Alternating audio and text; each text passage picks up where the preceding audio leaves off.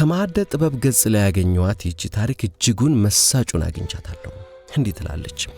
በ20ኛው ክፍለ ዘመን አጋማሽ ላይ አሁን ዩኒሊቨር ተብሎ የሚጠራው ታዋቂው የሊቨር ብራዘርስ ኩባንያ በአንድ ትልቅ የቴክኖሎጂ ችግር ተመቶ ነበር። በፋብሪካቸው ሳሙናዎችን በካርቶን አሽጎ የሚልክ አውቶማቲክ ማሽን ነበራቸው። ነገር ግን ማሽኑ አልፎ አልፎ አንዳንድ ካርቶኖችን ሳሙና ሳይጨምርባቸው በባዶነታቸው አሽጎ ያሳልፍ ነበር። ባዶቹ የሳሙና ካርቶኖች ለገበያ ቀርበው ደንበኞች እጅ ሲገቡ ኩባንያው ከፍተኛ ቅሬታና የስም ማጥፋት አጋጠመው። ይህንን ችግር ለመፍታት የፋብሪካው ከፍተኛ መሐንዲሶችና ሳይንቲስቶች ስብሰባ ተቀመጡ። ችግሩን ለመፍታት ያቀረቡት መፍትሄ እጅግ ዘመናዊና ውድ የነበረ ሲሆን ይኸውም በኤክስሬይ ጨረር የሚሰራ ትልቅ ማሽን መግጠም ነበር።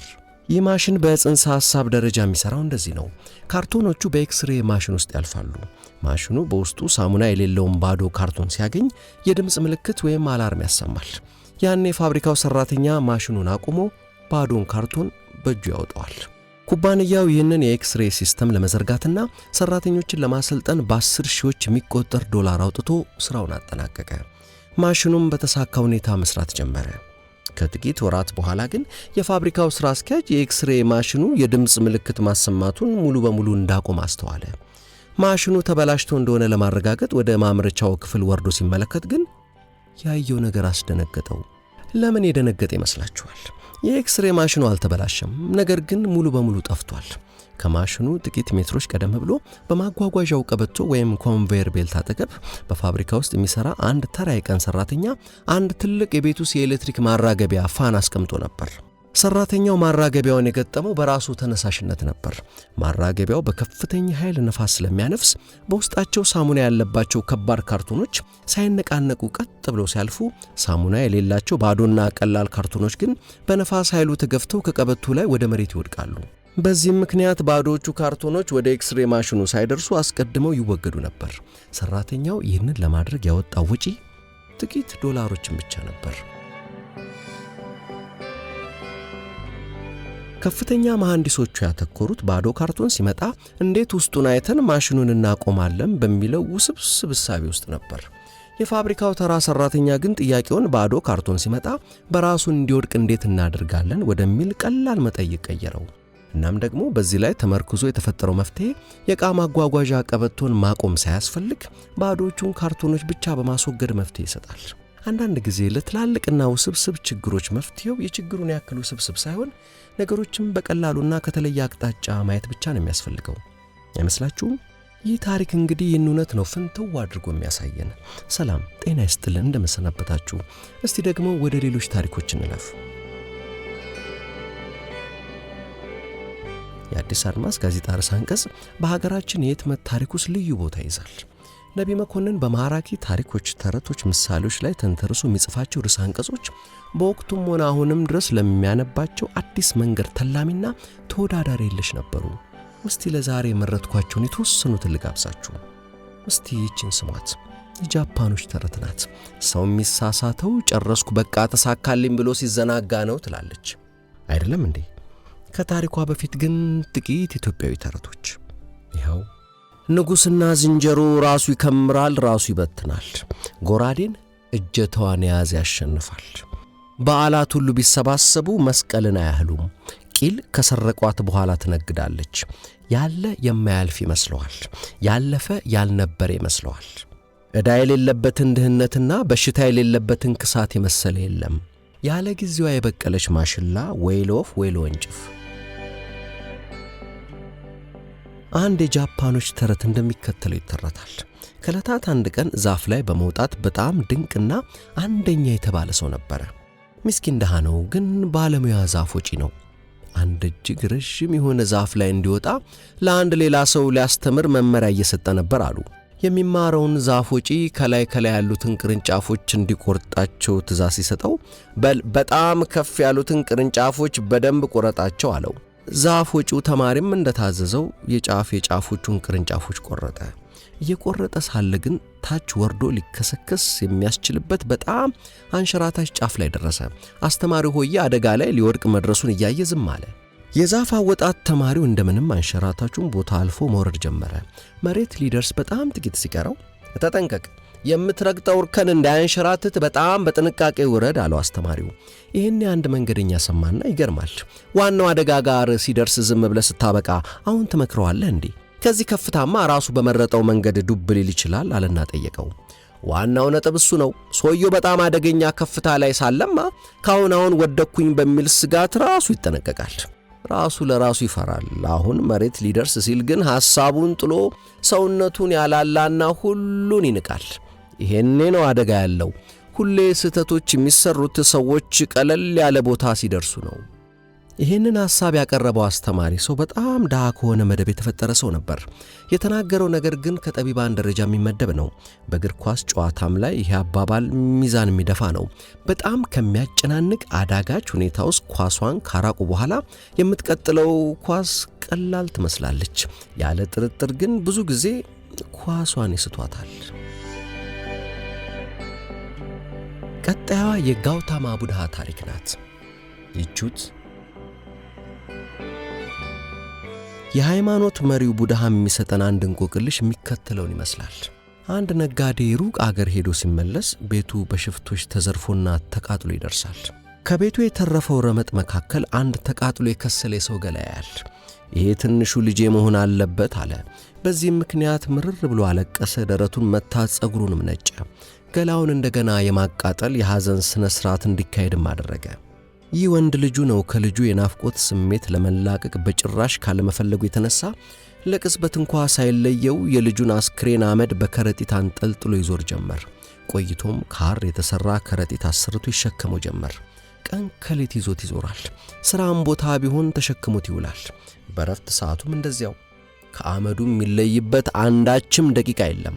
አንድ ሌሊት ለካ ወንድ ልጁን ሽፍቶቹ አግተው ወስደውት ኖሮ ከታሰረበት አምልጦ አባቱ አዲስ ወደ ሠራው ቤት ይመጣል። ከሌሊቱ 8 ሰዓት ላይ ደርሶ የአባቱን ቤት በር በስሜት ፍንድቅድቅ ብሎ አንኳኳ። አባቱ አሁንም የከረጢት አመዱ አጠገብ ተኝቷል። ማን ነው በዚህ ሌሊት የሚያንኳኳው? አለና ጮኾ ጠየቀ። እኔ ነኝ፣ ወንድ ልጅ ነኝ አባባ አለ ልጁ በበሩ ሽንቁር እያየ። አንተ ባለጌ ሰው፣ አንተ የኔ ልጅ ልትሆን ከቶ አትችልም። የኔ ልጅ ከ3 ወር በፊት ሞቷል። አመዱ እዚሁ እጄ ውስጥ አለ አለው። ትንሹ ልጅ ግን በሩን መደብደቡን ቀጠለ። ጮኸ፣ ኧረ አባባ፣ እኔ አንተው ልጅ የምታውቀኝ ውዱ ልጅ ነኝ፣ አስገባኝና እየኝ። ደጋግሞ ለመነው፣ ተማጸነው። አባትየው ግን ዞር በል ብያለሁ፣ ከዚህ ወዲያ አልታገስም፣ ድራሽ ይጥፋ፣ አለዚያ ብትንትንን ማውጣው። ለመጨረሻ ጊዜ ልንገርህ፣ የኔ ልጅ በሽፍቶች ተቃጥሎ ሞቶ እኔ አስክሬኑን አመድ አድርጌ አመዱን ተሸክሜ ስዞር ከርሜያለሁ። ስለዚህ አንተ የመጣኸው የልጄን ሐዘን ዳግመኛ ለመቀስቀስና የኔን አንጀት ለማቃጠል ነው። አንተ ጨካኝ አረመኔ፣ ጥፋ ከፊቴ። ልጅየው ተስፋ ቆርጦ ሰፈሩን ጥሎ ጠፋ። አባት በሕይወት ያለ እውነተኛ ልጁን ለአንዴም ለዘላለም አጣ።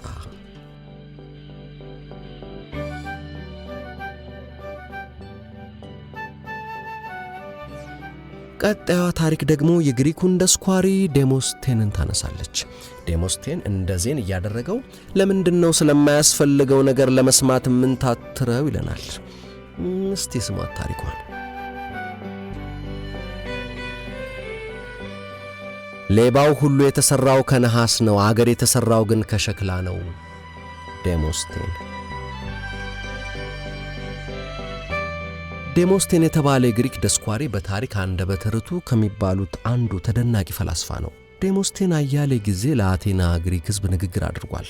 ንግግሩ ተደማጭ ይሆን ዘንድ አንደበቱን ለመግራት ምላሱን ለማስላት ወንዝ ወርዶ ከምላሱ ስር ጠጠር እያደረገ ከወንዙ ጅረት ጋር የሚፎካከር የጩኸት ድምፅ በማውጣት የአንደበት አቅሙን አካብቷል።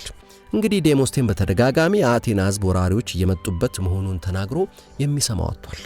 በመጨረሻም ሕዝብ በተሰበሰበበት ቦታ ሄዶ መድረኩ ላይ ወጥቶ መናገር ጀመረ። አንድ ተረት ብነግራችሁ ለመስማት ዝግጁ ናችሁ? ሲል ጠየቀ ደስኳሪው ዴሞስቴን። አዎ አለ ሕዝቡ።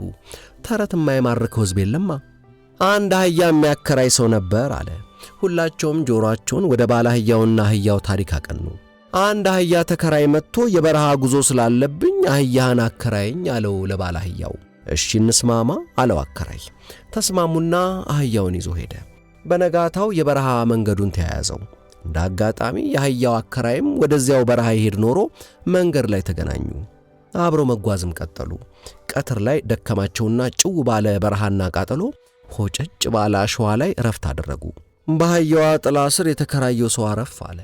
ይሄኔ ባለ አህያው አህያዋን እንጂ ጥላዋን እኮ አላከራየውህም ተነስ አለና ሙግት ጀመረ።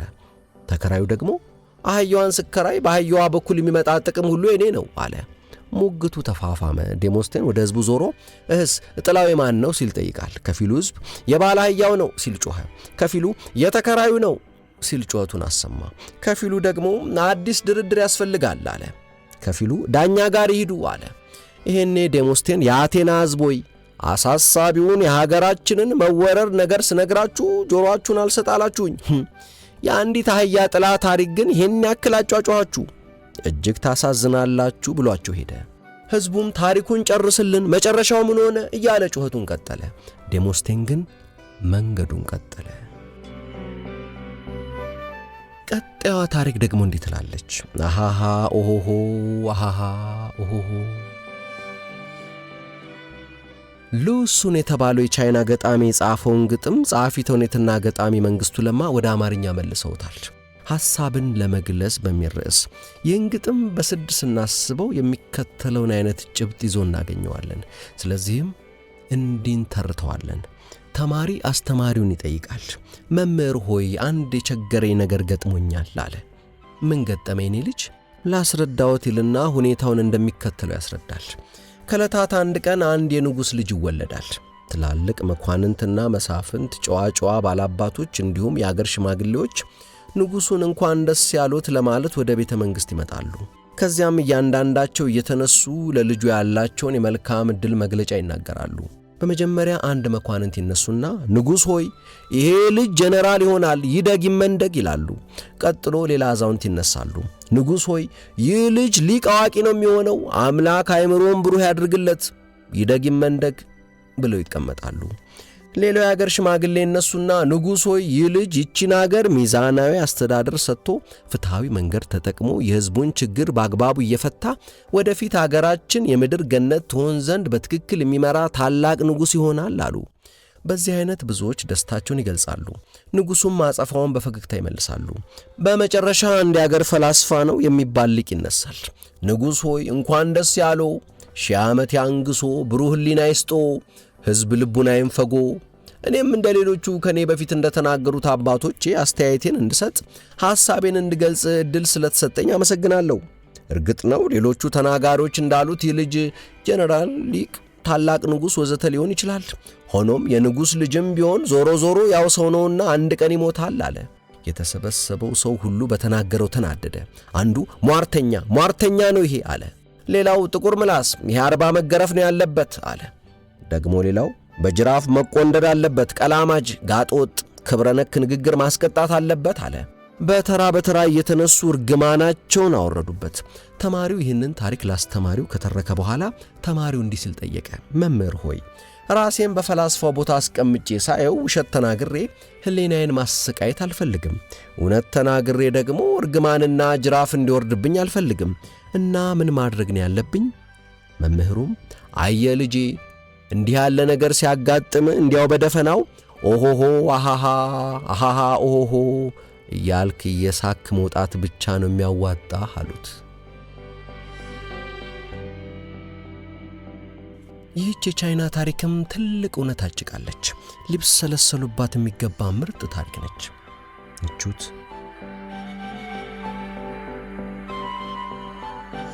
ቻይናዎች ሁሌም የሚተርቱት አንድ አፈ ታሪክ አላቸው። ከዕለታት አንድ ቀን ሱንግ በተባለ የቻይና ቀበሌው ሲኖር የነበረ አንድ ገበሬ ሞፈር ቀንበሩን ሰቅሎ በሬዎቹን ፈትቶ ማሳው ዳር ቁጭ ብሎ ብዙ ሰዓት ያሳልፋል። በአገሩ የታወቀው አንድ ፈላስፋ ደግሞ የዚህ ገበሬ ነገር ገርሞታል። ምክንያቱም በዚህ ማሳ አካባቢ ባለፈ ባገደመ ቁጥር ገበሬው እግሩን አጣምሮ እንደተቀመጠ ስለሚያይ ነበር። አንድ ጠዋት ያ ገበሬ ማሳው ዳር እንደተቀመጠ ያ ፈላስፋ ይመጣና አቶ ገበሬ ደህና አድረሃል ይልና የእግዚአብሔር ሰላምታ ያቀርባል። ደህና እግዚአብሔር ይመስገን፣ አንተስ ደህና አድረሃል? አያ ፈላስፋ እኔ ደህና አድሬያለሁ፣ ሆኖም ያንተ ነገር ለተወሰነ ሰዓት ሲያሳስበኝ እንቅልፍ አጥቼ ነበር አለ። የኔ ነገር ምኑ አሳሰበህ? ጠየቀ ገበሬው። ሰሞኑን ሳይ ሥራ ፈተህ እግርህንም እጅህንም አጣምረህ ትቀመጣለህ። እንደ ወትሮ በሬዎችን ጠምደ ባለማየቴ ምን ቸግሮት ይሆን ብዬ ተጨንቄ ነው አለ ፈላስፋው። ምንም ችግር ገጥሞኝ አይደለም፣ እንዲያው ቀላል የመኖሪያ ዘዴ አግኝቼ ነው ሲል መለሰ ገበሬው። ምን አይነት ዘዴ ያገኘህ? ጠየቀ ፈላስፋው። ታሪኩን ባጭሩ ልንገርህ። እኔ አንድ ቀን እዚህ እርሻዬን እያቀላጠፍኩ ሳለሁ አንድ ጥንቸል ስትሮጥ ትመጣለች። እንደምታየው በማሳዬ መካከል ያ ግንድ አለ።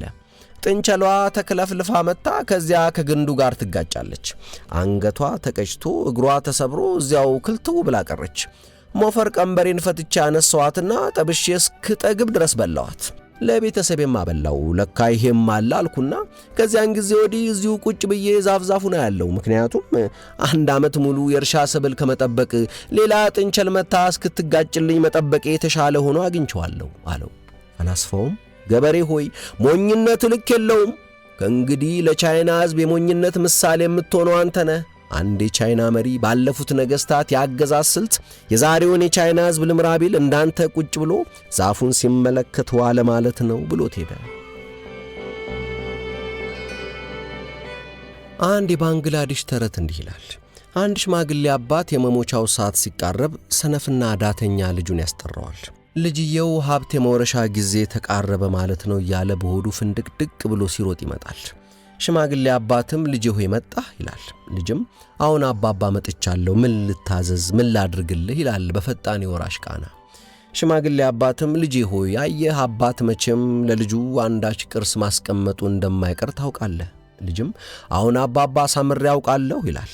ሽማግሌ አባትም መልካም፣ ከቤታችን ጓሮ አሁን በትክክል በማላስታውሰው ስፍራ በርካታ ወርቅ በከረጢት አድርጌ ቀብሬያለሁ።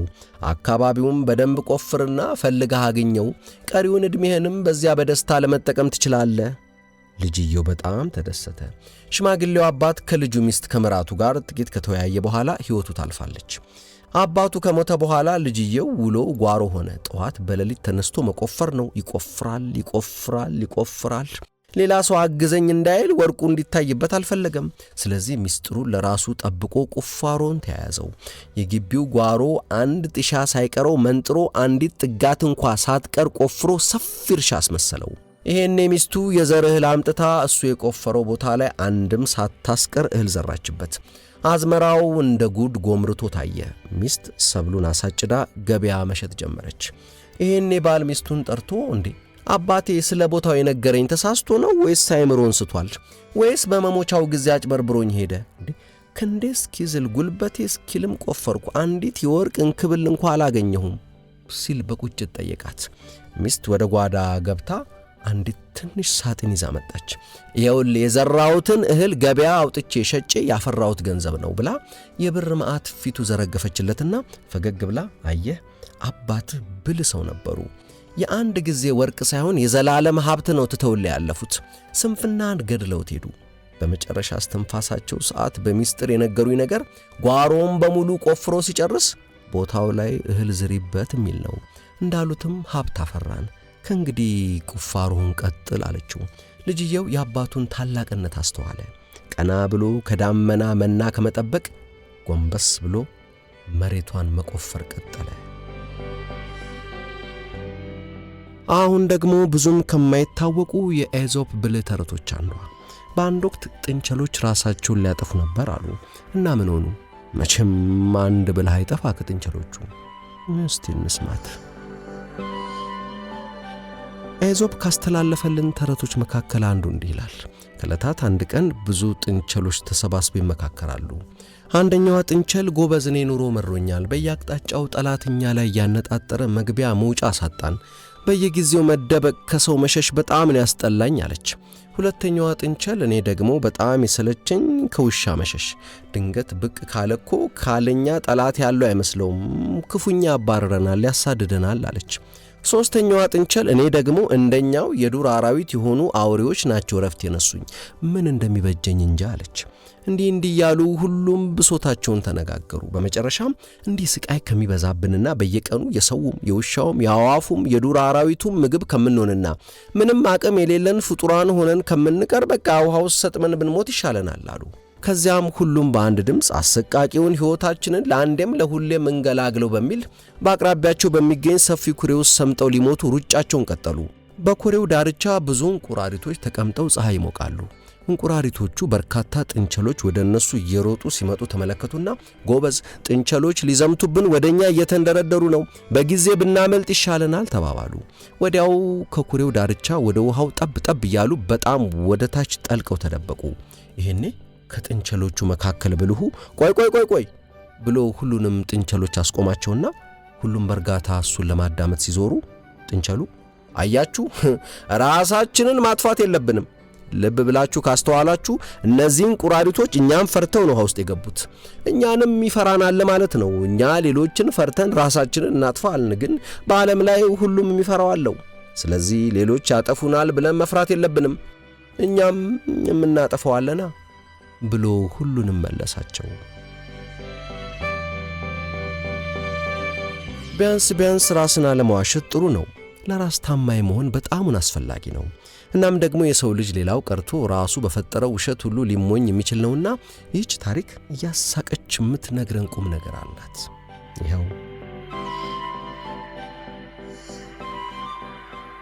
ከዕለታት አንድ ቀን አንድ ተፈላሳፊ ሰው ታርኖፖል የሚባል ቦታ ይኖር ነበር ይላል አንድ አይሁዳዊ ተረት። ይህ ፈላስፋ እያነበበና እየተመራመረ ሳለ የሰፈር ወጣቶች መጥተው ምክር ስጠን፣ አስተምረን፣ አንድ ታሪክ ንገረን እያሉ አስቸገሩት።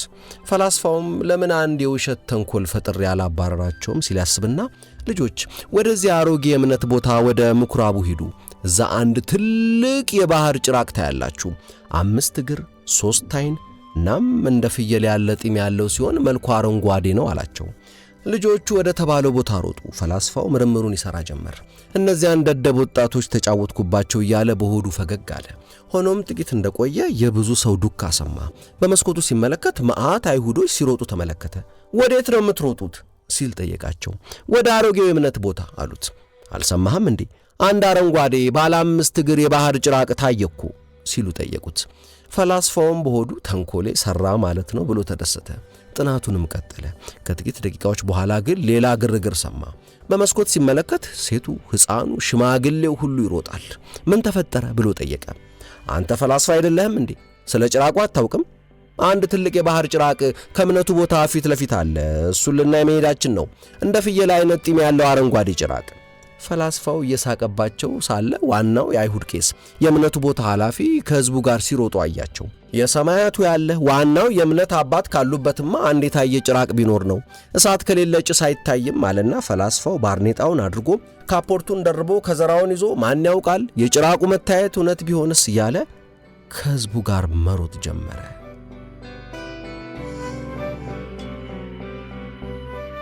አንድ አሳ በጣም የሚወድ የቻይና ንጉሥ ነበር ትላለች ቀጣዩዋ ታሪክ። ንጉሡ ግን አሳ መውደድ ብቻ አይደለም፣ የጥበብ አፍቃሪም ብልህ ንጉሥ ነበር። እናም ታሪኩ ለመሪዎች፣ ለአስተዳዳሪዎች ትልቅ የማንቂያ ደወል የምትደውል ናት። የብልሁ ንጉሥ ታሪክ ነው።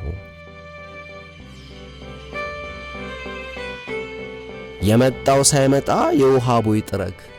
ከክርስቶስ ልደት በፊት በ3ኛው ክፍለ ዘመን የነበረ ኮንግሲዩ የተባለ አንድ ንጉሥ በቻይና ይኖር ነበር። ንጉሡ አሳ በጣም ይወድ የነበረ መሪ ነበር ይባላል። የአገሩ ሕዝብ በሞላ አሳ ይገዛና እጅ መንሻ ያቀርብለታል። ንጉሡ ኮንግሲዩ ግን ስጦታውን አልቀበልም ይላል።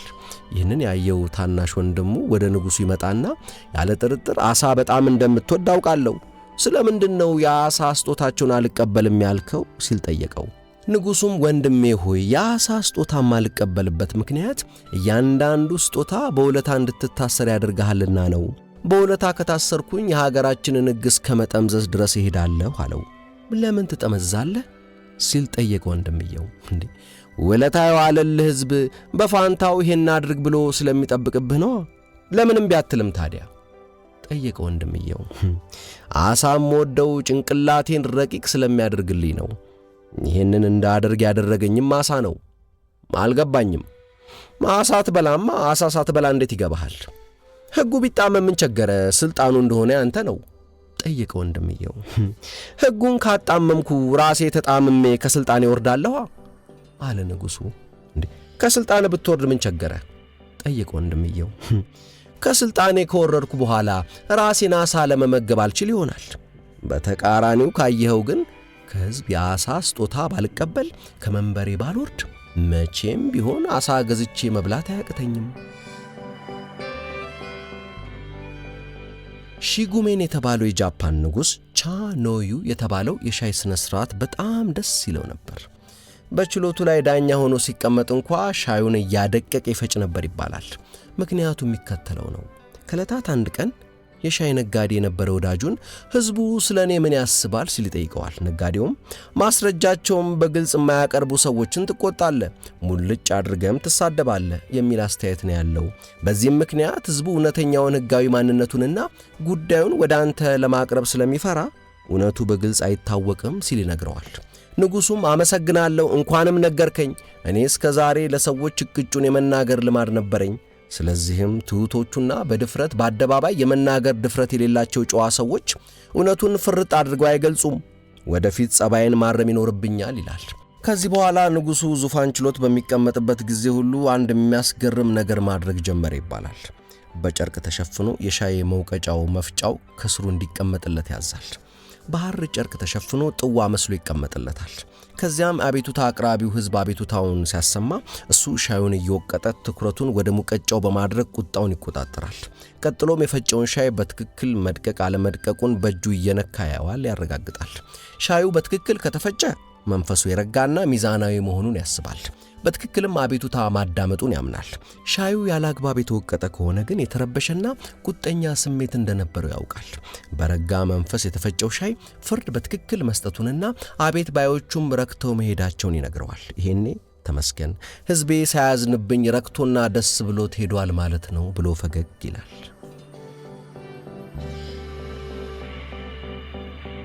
በቀጣይ የምናልፈው ደግሞ ነቢይ መኮንን በሁለት ጣት ያለቡት ወተት በ10 ጣት ተመልሶ አይገባም በሚል ርዕስ የጻፈውን የፈረንሳይቷን ንግሥት የሜሪ አንቶኔቴን ታሪክ ይሆናል። የእሜቴ ኪሳራን ታሪክ ነው።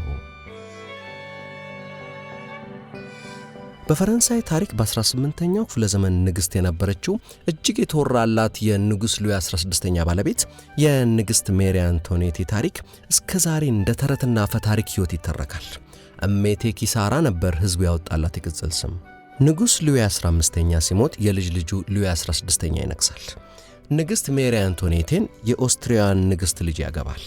ያኔ ፈረንሳይ የለውጥ አፋፍ ላይ ተጥዳ ነበር። ኢኮኖሚዋ በአሳሳቢ ሁኔታ ላይ ወድቋል።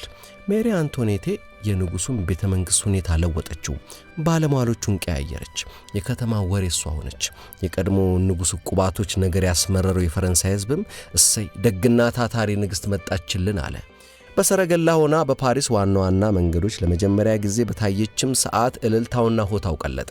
ሙሉ በሙሉ ንግሥት ሆና ቤተ መንግሥቷ ሞቅ ሲል ለራሷ የሚያምራትን የምትወደውን ነገር ብቻ ማድረግ መረጠች። በፈረንሳይ ያሉ ምርጥ ጌጥና ልብስ አንድ ሳይቀራት እያዘዘች እያስመረጠች ትሽከረከራለች።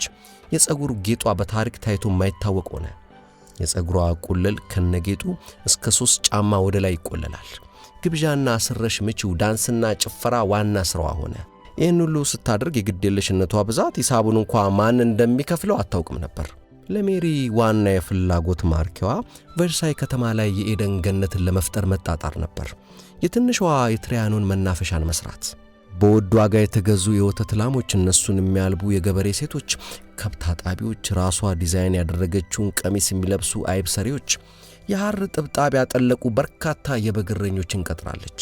አያሌ ላም አላቢዎች በውድ በቤተ መንግሥቱ ጥበበኞች እጅ ከብር በተሰሩ ጮጮች ወተት ሲያልቡ በመናፈሻዋ ስትዘዋወር ማየት እጅጉን ያዝናናታል።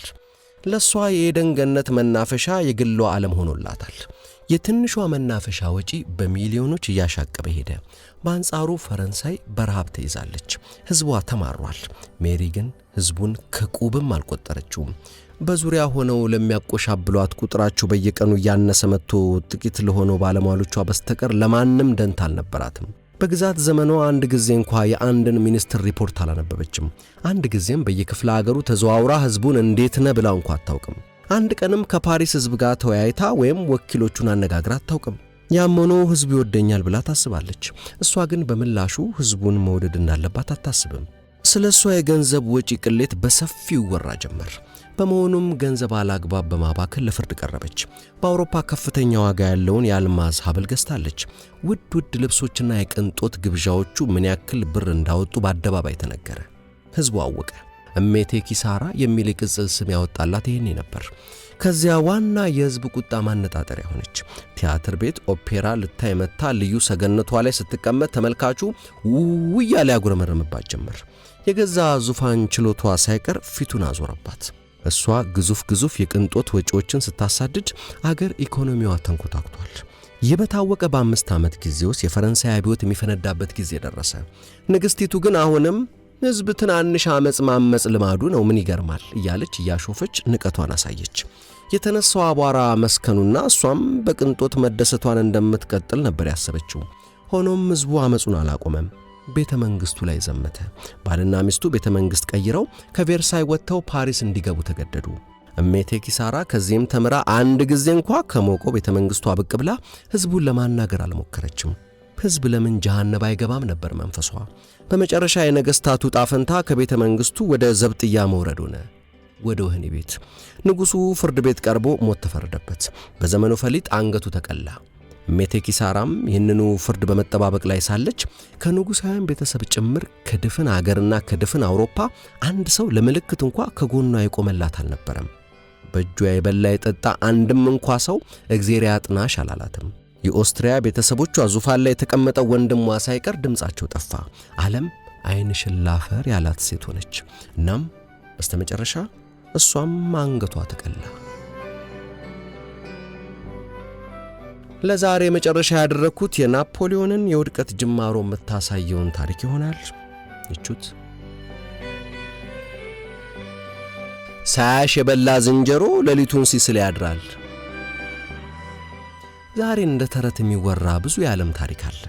የሚከተለው የፈረንሳዩ ንጉሥ የናፖሊዮን ታሪክ አንዱ ማስረጃ ነው። ንጉሥ ናፖሊዮን ከስፔን ጋር ካደረጉት ጦርነቶች ካንደኛው ፓሪስ ሲመለሱ እንደ ጉር ተናደው ነበር ይባላል። ንጉሡ ገና ፓሪስ እንደገቡ ሚኒስትሮቹን በሙሉ ቤተ መንግሥት ዙፋን ችሎት ሰበሰቡ። ከዙፋናቸው ተነስተው አዳራሽ ወለል ላይ ከላይ ታች ሲንጎራደዱ ከቆዩ በኋላ በእኔ ላይ የምታሴሩ አላችሁ፣ የገበያ ሸቀጥ የምትሸቅጡ ሌቦች አላችሁ፣ የሕግ ሂደቱን በማዛባት ፍትሕ እንዲዘገይ የምታረጉ እንዳላችሁ ደርሼበታለሁ። ከሁሉም በላይ ደግሞ እኔን አኮስሳችሁ የምታዩ የምትንቁኝ እንዳላችሁ በትክክል አውቄያለሁ አሉ። ንጉሡ ይህን ሲናገሩ የውጭ ጉዳይ ሚኒስትሩ ታሊያርድ ምንም ለውጥ ሳይታይባቸው ጠረጴዛውን ደገፍ ብለው ያዳምጣሉ። ንጉሡ ወደ ውጭ ጉዳይ ሚኒስትሩ በቀጥታ እያዩ ቀጠሉ። ሚኒስትሮች እኔን መጠራጠር ከጀመሩ በአገር ላይ ክህደት ተጀመረ ማለት ነው። ንጉሡ ክህደት የሚለውን ቃል ካፋቸው ሲወጣ ሰው ሁሉ ይሸማቀቃል ብለው አስበው ነበር።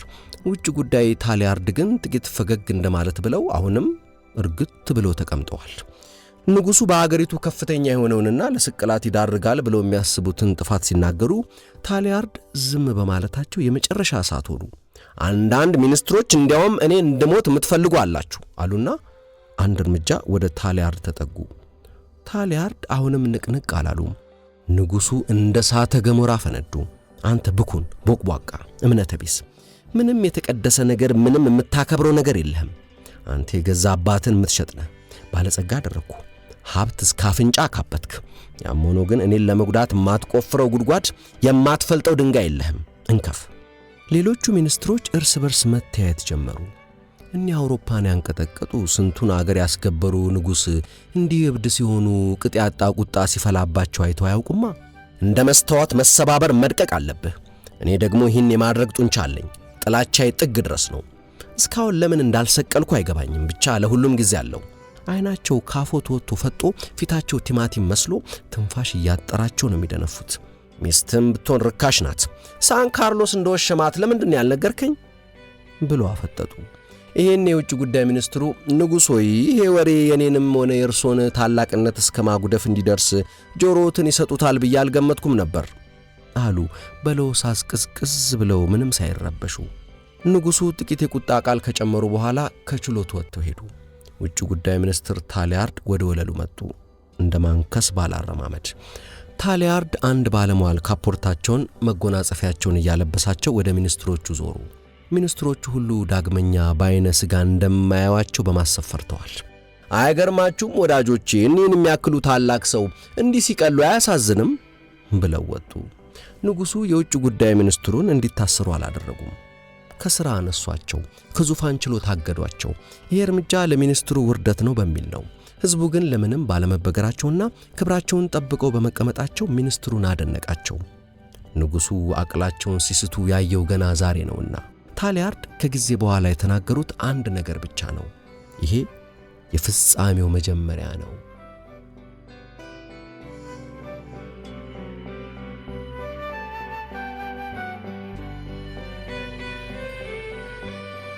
ውድ የቻናሌ ተከታታዮች የሰማችሁትን እንደወደዳችሁ ተስፋ አድርጋለሁ። ይህን የሰማችሁትን ወይም ወደ ቻናሌ ጎራ ብላችሁ የወደዳችኋቸውን ለወዳጆቻችሁ ማጋራቱን አትርሱ። ሰላም።